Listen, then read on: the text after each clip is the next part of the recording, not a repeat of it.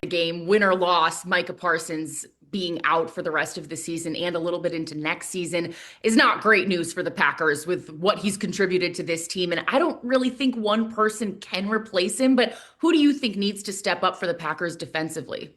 It's going to certainly be a very tough task for defensive coordinator Jeff Hafley. You make a great point. There isn't just one person on this defensive side of the ball for Green Bay that can make up for what Micah Parsons brings. Because, Kelly, if you look at it, he's not always number one on the stat sheet for tackles or sacks. And that is such a testament to what he brings or Yeah. brought to this defense. So, Micah Parsons will be missed. So I'm looking at a Rashawn Gary, right? He was the first player that came to mind as someone who is going to have to take those double teams, take on more water in his cup so the defense around him can play better. Also, I went back and looked at the Bears game just a couple weeks ago, and it was Edgerrin Cooper that led the team in tackles. So certainly those two guys are guys that I'm going to be looking for to be those impact players to try to slow down the Chicago Bears offense. Yeah, and on the other side of the ball for the Packers, we talked about Christian Watson's status before this interview, and he isn't out long term, it seems like, but still questionable for Saturday.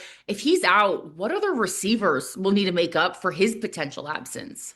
This is one of those games of the cliches of next man up, Kelly. Yeah, Let's definitely. talk about Christian. What a redemption story it was going to be for him to go back to Chicago, where he tore his ACL last season. I'm hoping maybe there's a chance we might see him suit up and get out there, as we kind of talked about, maybe just more as like a decoy to take off another guy in the secondary. If Mhm. anything, limited snaps, but hello, Jaden Reed. What a comeback he has come since coming back from Yeah. injury. He's certainly been a guy that has stepped up to the plate, making those big plays. Also, I'd like to introduce a running back with great hands in Josh Jacobs. I know he might be We the wide saw in receiver Denver. one. Woo, he had sticky hands, as cold as it was. So I think we could even maybe, I know he's also banged up a little bit, dealing with some Yeah. injury, but his hands too.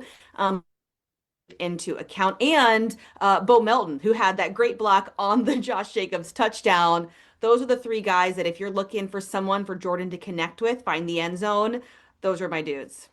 Now, last time you mentioned the Bears game, it came down to the wire. It was just felt like yesterday, but it was only 2 weeks ago. What are your expectations for this one? That one obviously took all 4 quarters. What would be your keys to the game for a win this Saturday night at Soldier Field? Yeah, the complexion of this game really changing with the loss of Micah Parsons. We wanted best on best. I think even Bears fans can say that that's what they wanted, Yeah. but it feels like the pressure, Kelly, is now on the